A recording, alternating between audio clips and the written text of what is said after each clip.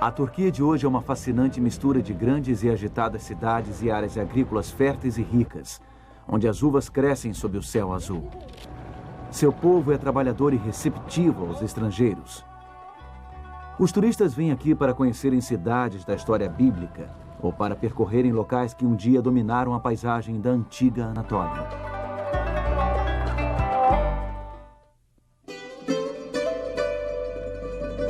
O apóstolo João passou seus últimos anos em uma ilha rochosa, não muito longe das margens ocidentais da Turquia. Desta ilha, ele escreveu aos novos cristãos de 7 grandes centros. Muitos estavam sofrendo perseguição e opressão por parte do Império Romano. Hoje visitaremos a antiga Tiatira e conheceremos mais uma das cartas de uma ilha solitária.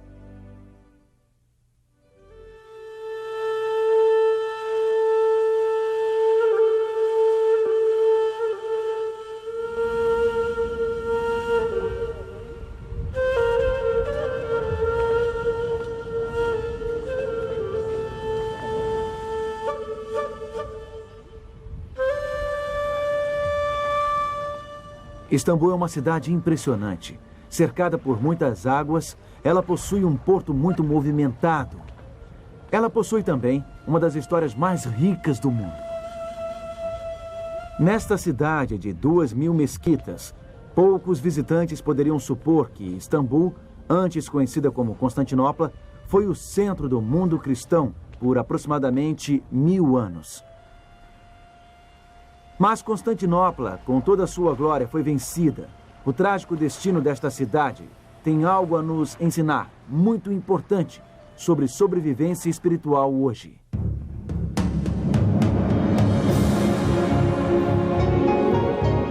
Ele permaneceu através dos tempos. O livro de Deus, a Bíblia. Indispensável em nosso mundo complexo.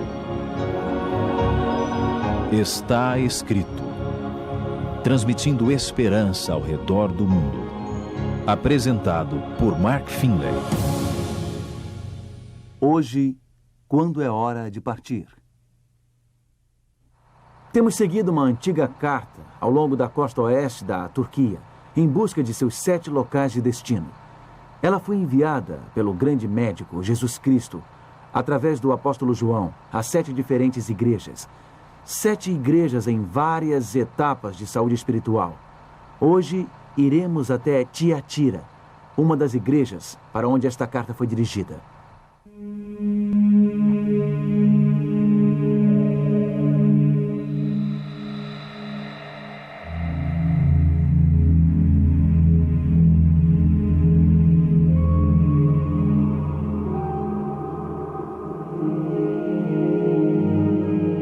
Hoje, tudo o que resta deste antigo centro comercial são estas pilhas de pedras e alguns pedaços de mármore e colunas coríntias. E esta antiga basílica no centro de Aksar, na atual Turquia. Há uma inscrição egípcia na tampa de um sarcófago de pedra, usado para sepultamento. Este é praticamente o único objeto conhecido que menciona, de forma específica, o nome Tiatira. O apóstolo João enviou a mensagem de Cristo a Tiatira, da ilha de Patmos, onde ele ficou exilado. Tiatira era uma comunidade próspera, um importante centro de comércio e indústria. A cidade ficou famosa por seus poderosos grupos de tecelões e tintureiros de lã. A primeira convertida de Paulo em Filipos foi uma mulher de Tiatira, uma comerciante de tecidos púrpuros chamada Lídia. É assim que a mensagem a Tiatira começa, registrada em Apocalipse, capítulo 2, e versículo 19. Conheço as tuas obras, o teu amor, a tua fé, o teu serviço, a tua perseverança e as tuas últimas obras, mais numerosas do que as primeiras. Primeiro, há um comentário encorajador. Cristo valoriza o amor e a fé desses crentes. A carta começa com encorajamento, porque o grande médico tem uma notícia difícil a dar. Os crentes em Tiatira terão de enfrentar algumas duras escolhas. As guildas ou sindicatos pagãos estavam pressionando os cristãos a aderirem às suas práticas. A princípio, Cristo elogia esses cristãos. Ele diz o seguinte: vocês têm crescido, isto é bom, mas para continuar crescendo, Ele acrescenta, vocês terão de aceitar alguns duros fatos. Terão de lutar pela verdade. A comunidade de fé em Tiatira, em algum momento, parou de crescer e desapareceu. Por quê? Vamos observar o diagnóstico dado em Apocalipse, capítulo 2, continuando com o versículo 20.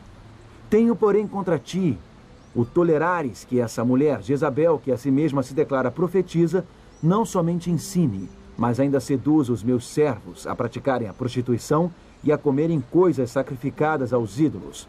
Dei-lhe tempo para que se arrependesse. Ela, todavia, não quer se arrepender da sua prostituição. Jesus, através de João, está usando uma linguagem simbólica aqui.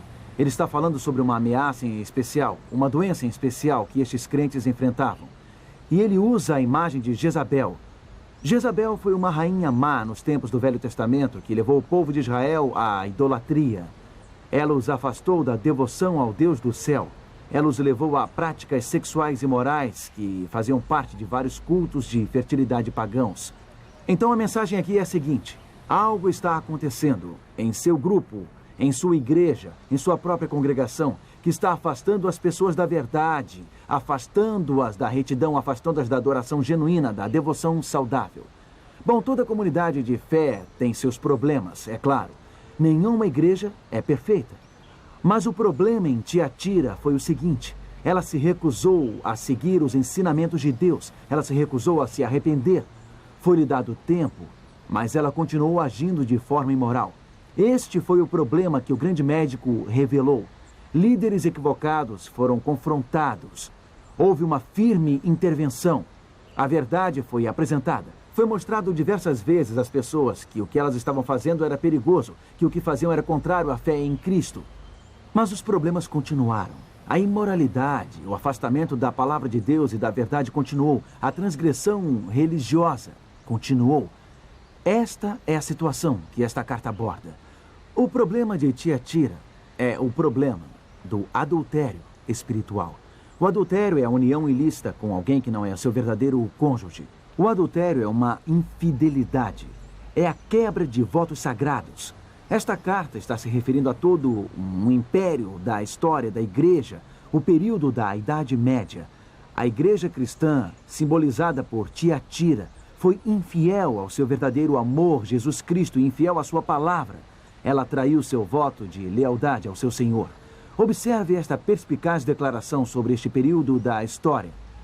Abre aspas. O cristianismo se tornou uma religião estabelecida no Império Romano e tomou o lugar do paganismo.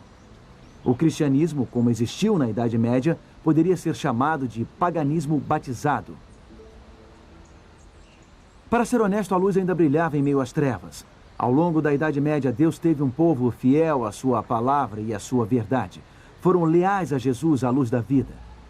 Mas como ser assim em tempos de conformismo? É uma questão de sobrevivência espiritual. Como sobreviver quando o mundo ao seu redor torna-se acomodado e espiritualmente prejudicial? Como sobreviver quando a sua comunidade de fé, a sua igreja, torna-se espiritualmente doente? Talvez seja um grupo que tenha lhe apoiado no passado. Talvez você tenha encontrado a Cristo ali. Talvez seja uma igreja que você preze, você a conhece desde criança. Você deseja tanto que ela melhore, mas ela só fica cada vez mais doente espiritualmente. O que você pode fazer?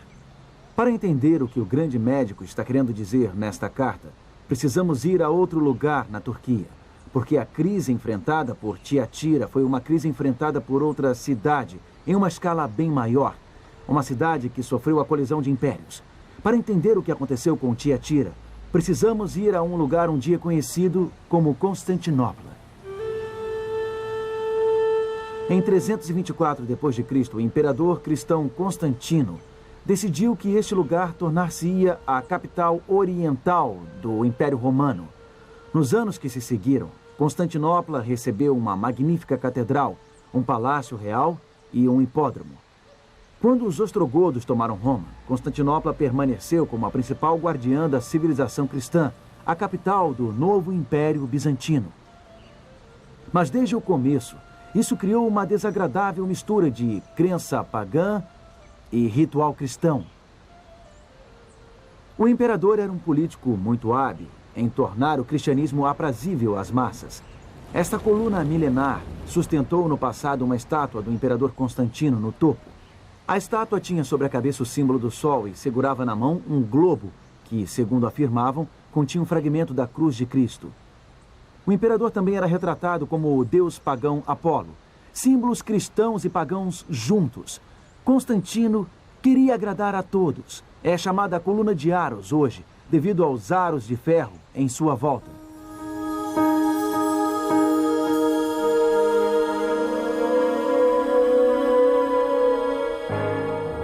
Este edifício no centro de Istambul é um monumento ao passado milenar. Recentemente tem sido usado como mesquita e podemos ver os minaretes característicos nos 4 cantos. Mas um dia, esta foi a catedral mais imponente de toda a cristandade, a Santa Sofia, a Igreja da Santa Sabedoria. Vamos olhar por dentro.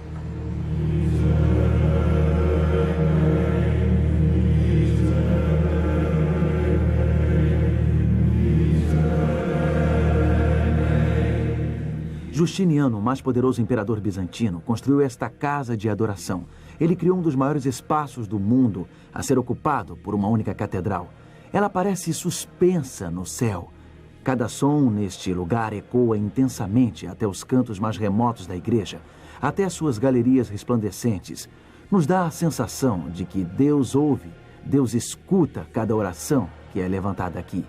E a imensidão desta grande catedral sugere um Deus do céu e da terra infinito e ilimitado.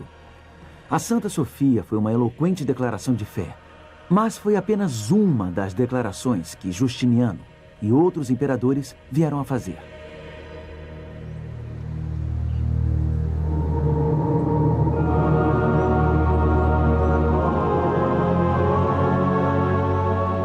Esta é a fachada do Palácio Tekfur, a residência imperial durante os últimos séculos bizantinos.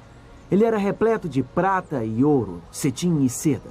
Ele era repleto, segundo um visitante surpreso afirmou, do que há de mais primoroso em toda a terra. Constantinopla, afinal, tornou-se a capital de um vasto império que se estendia por todo o mundo mediterrâneo. Ia até a Espanha e o Egito. E os imperadores precisavam viver com um certo estilo, precisavam criar cada vez mais monumentos imponentes. Como outro visitante exclamou, que lindas obras em bronze e mármore encontramos aqui.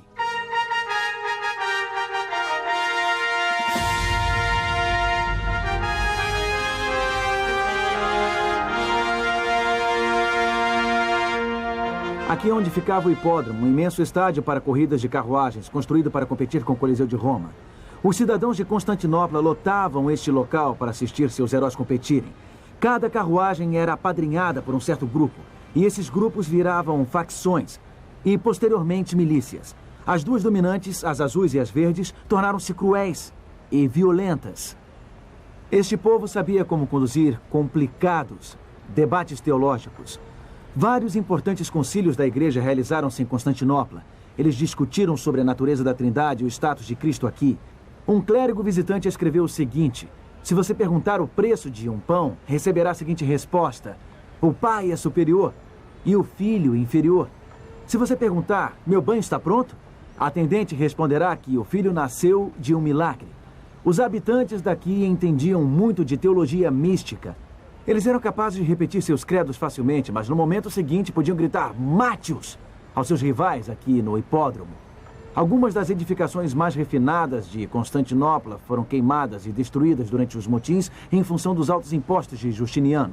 Ele precisava de cada vez mais dinheiro para construir seus monumentos. Os azuis e os verdes levaram sua indignação às ruas. Eles destruíram até mesmo a igreja, que mais tarde foi reconstruída, como a Santa Sofia.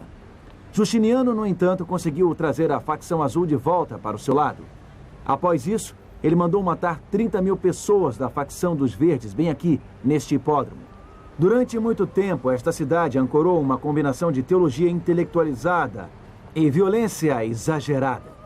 A doutrina sofisticada e a crueldade assustadora tornaram-se estranhas aliadas. Elas se uniram aqui, em Constantinopla. Uma outra coisa estava acontecendo aqui que afetaria tremendamente esta capital bizantina. Esta cidade no Estreito de Bósforo, situada entre a Europa e a Ásia. Os turcos otomanos tornaram-se uma força dominante.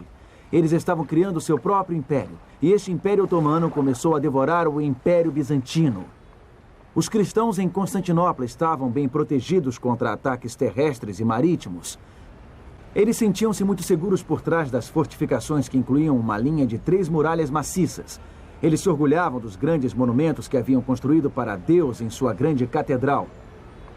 Afinal de contas, o altar era uma laje de ouro maciço, crivado de pedras preciosas. Nenhuma despesa foi poupada neste prédio que exigiu 5 anos de impostos do Egito. Constantinopla era uma cidade muito rica, mas sua energia estava acabando. Sua população estava diminuindo. Seu poder estava enfraquecendo. Sua vida espiritual estava secando. Segundo Charles Dill, uma autoridade no estudo do Império Bizantino, Constantinopla era uma cidade de corrupção descarada. Ele escreveu que no início do século VI, absurdos vícios eram praticados à luz do dia. Crianças prostitutas, sacerdotes viciados em jogo, uma população envolvida em espetáculos sangrentos no hipódromo. As pessoas daqui idolatravam seus prédios religiosos, mas havia muito poucos sinais de um reavivamento espiritual. Finalmente, os turcos otomanos sitiaram esta cidade. Eles trouxeram uma bateria de canhões para destruir as muralhas. Trouxeram 12.000 soldados de elite chamados janízaros para transporem as defesas. Em 1453, os turcos tomaram Constantinopla. A cidade foi devastada. Muitos cidadãos foram massacrados. Era o fim do poderoso Império Bizantino. Na verdade, Constantinopla já estava condenada há várias décadas. Os sinais estavam em toda a parte. A decadência interna era clara. Já havia definhado há muito tempo. Esse terrível massacre poderia ter sido evitado. Mas é claro, era muito difícil abandonar esta estimada cidade. Abandonar o lar. Era difícil abandonar estes belos monumentos. Era difícil abandonar esta magnífica catedral. Até o último momento, muitos habitantes de Constantinopla acreditaram que Deus interviria milagrosamente em favor deles. Afinal, eles não estavam lutando contra os inimigos da fé cristã? Este é o perigo ao qual Jesus se referiu. Nesta mensagem em Apocalipse, esta mensagem aos crentes em Tiatira, ele estava dirigindo-se a crentes sitiados que sentiam-se ameaçados pelo vasto Império Romano. Ele estava dirigindo-se a crentes posicionados nas muralhas com suas armas apontadas para fora. E ele lhes disse: vejam o que está ocorrendo dentro de vocês. É uma doença espiritual e não está melhorando. Veja em Apocalipse capítulo 2, e versículos 22 e 23. Lembre-se de que Jesus está usando a figura de Jezabel, a rainha corrupta que levou o antigo Israel à idolatria.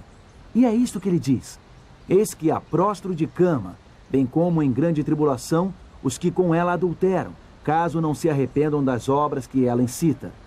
Matarei os seus filhos e todas as igrejas conhecerão que eu sou aquele que sonda mentes e corações.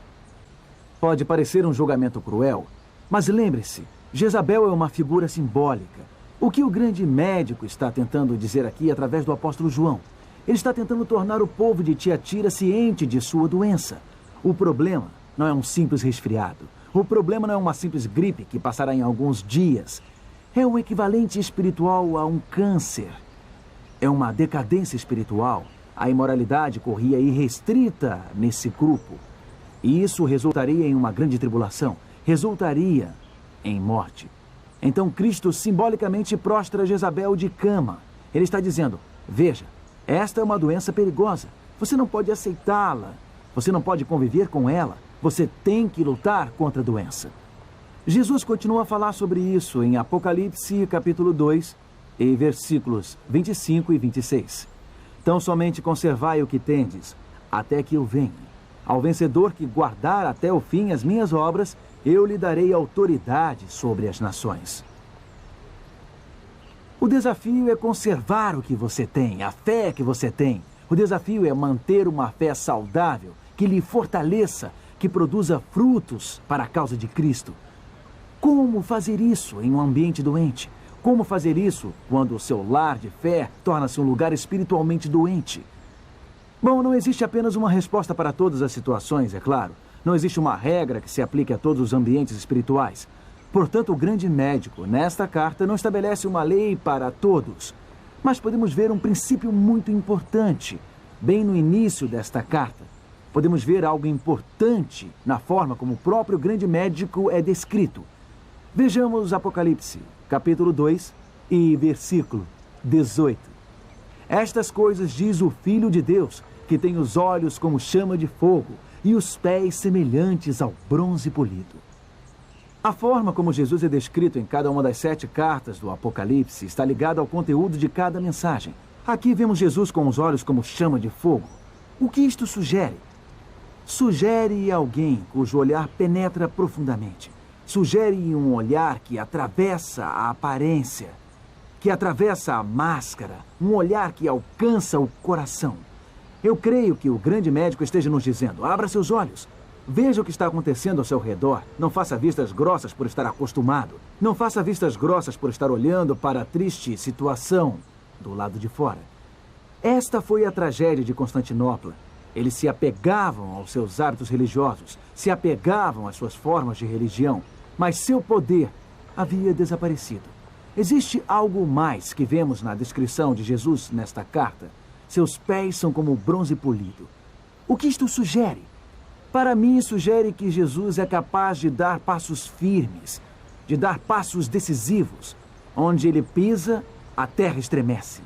Amigo, às vezes precisamos dar passos firmes. Às vezes precisamos dar passos decisivos. Às vezes é a hora de partir. É hora de seguir a Cristo e a verdade.